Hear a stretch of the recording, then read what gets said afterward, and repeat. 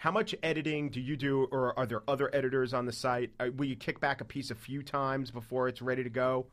Sometimes. Over the years, it's been coming up on, it's over 9 years the site's been up, and this is the second book that's come out of it. I ran it pretty much alone for a few years and then gathered in a whole wonderful group of editors, Liz Grove, Brian Charles, who himself is a fantastic writer, Patrick Gallagher, and now Jean-Paul Cataviella, who now kind of sit at the receiving end of all the pieces that come in. And it is edited. It's an absurd task. It's like desalinating the ocean or something, because pieces come in all the time, and it's not a profit-making initiative. In fact, it's been really jarring over the years. I started the site as a venue for the kind of writing that I always like to do, and I thought, well, if it can't be sold, it'll just end up here. And then in the last 9 years, the places that I used to sell my own work to and that would publish pieces like this have been contracting and diminishing. Yeah. I mean, like The Atlantic no longer takes short fiction. I don't know if you wrote for them. The New Yorker they still do okay. I'm not talking about fiction. It's a nonfiction site. I'm talking more about this kind of urban sketch, this vignette. Yeah. You know, you would see someone like, just on a newspaper level, like Jimmy Breslin or Murray Kempton or someone like that practicing this just as a matter of course. But that kind of piece that's not so useful and newsy and provocative has sort of receded from the pages of most of those publications that have the word New York in them these days. Right. Or, Royko in Chicago, Bill Geist did that in New York. Is it that? Why do you think that is? Because your site proves that the talent is out there.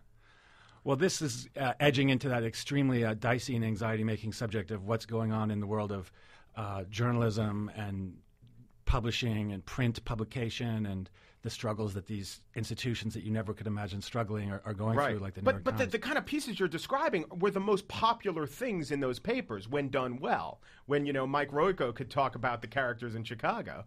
True enough. I do think there's something curious going on there. I don't want to attempt to address it because it's epic in scope, and it's subject for a lot of anxiety and discussion. I do want to chime in when you asked if I thought that Said's writing was funny. It is very funny, but it's not overtly comedic. It's that Said, like a lot of the authors who end up writing for this site, is rather anxious, rather nervous, and that anxiety creates all kinds of interesting situations and self-consciousnesses and foibles that then get explored and sort of teased out in the piece. And the sort of thing in the long hospital piece called The Afflicted, I mean, it's not that long. It's like, 15 pages?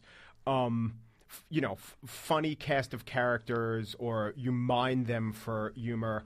And then little vignettes of your own life, your dad leaving you and your sister leaving you when she was 9, that were integrated so well. Was that something that you always wanted to put in the piece? Did you have to be encouraged to get more personal at those moments? Or was that what you were actually thinking in the hospital as you waited? You thought about your own life? That's a good question. I think when I first began writing it, one of the things was within the first page, I mentioned something about not knowing how to react to my girlfriend's the laceration on her finger, and then immediately in my mind was that I had never had a father who had done that for me, and I think it just organically came out of that I would cut back and forth, which is something that I've done often in my writing. And in fact, I just have to say that the memoir that I do on Tom's site, and it was really the first opportunity for me to do that, ended up kind of folding into my full-length memoir through a series of events of people, editors at other magazines, seeing my writing and then encouraging me to explore those themes further of growing up communist, et cetera. But it's on Mr. Beller's Neighborhood where that really began. Is there any type of story that you're just sick of, like crazy roommate stories, Tom? I think if anything is done well, I'm not sick of it. Yeah. And you mentioned that the site doesn't make money. Did the books at least ek out a little profit for you? Well, this one just came out. Yeah. How'd the 9/11 book do? It did okay. I mean, it was an awkward thing to publish because I think it was valued by a lot of people. It was in production as a perfectly innocent collection of New York stories when 9/11 happened, and then the site turned into one of the many, many venues where people just put their sort of testimony of the experience, and we ended up doing a kind of double A-side front and back book that came out fairly soon. And some people I've heard from were extremely grateful to have just something to relate to.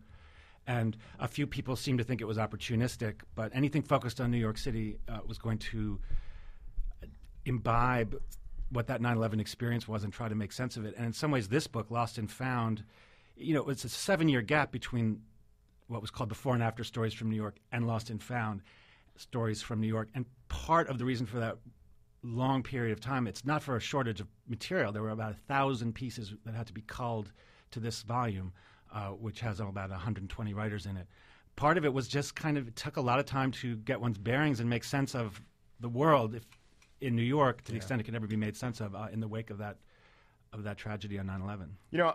I'm sure you get all sorts of reactions to the individual pieces, and the reading all of them or many of them at a time, a feeling washes over you. Here was my feeling.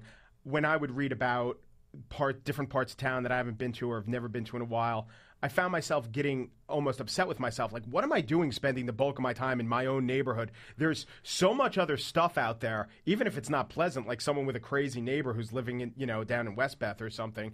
I really was a little, Walter, yeah. Maybe this is very New York, but I was upset with myself that I was living an insular life in, the biggest metropolis in the world. No, I think that's something everyone who lives here experiences, and I'm glad that you had that reaction looking at the book, because the neighborhood aspect of the city is one of its great strengths. That's how you sort of keep sane. And at the same time, you do end up living a very oddly small-town life in this huge place. And 20 years go by, you've never set foot in Queens. The title of the book is Lost and Found. That's also the title of a short story that you wrote. You wrote about, 4 or 5 stories for the book. So you wrote, you're the editor. You founded the site. You get to name the story after yourself. That's your prerogative. I get that. My favorite one that you wrote was called Pursuits. And what I liked about it was you witnessed a funny thing happen in one part of town, a sort of a weird breakup. And instead of telling the story of the breakup, you took a step back and told the story of the conversation you had with the guy next to you about the breakup, which made it quintessentially New York. I love that guy, Nick Spicer. We became friends in the heels of that conversation. Yeah, well, the pieces that I write that I include in this book are very narrowly focused on events usually. They're not that much on the personal essay mode. I find myself getting into very strange situations, and I feel compelled to just write it down in a kind of diaristic way. And I've always done that. I've always tried to sell that kind of piece. And it was giving a venue for that sort of piece that motivated making the site, which has led to Lost and Found and so forth. Thomas Beller, founder and editor of Open City Magazine and the editor of Lost and Found, Stories from New York. And Saeed, here we go. Sayrafirzadeh. Sayrafirzadeh. Sayrafirzadeh. Thanks, guys. I'm Mike Pesca for Brian Lehrer. Thank you.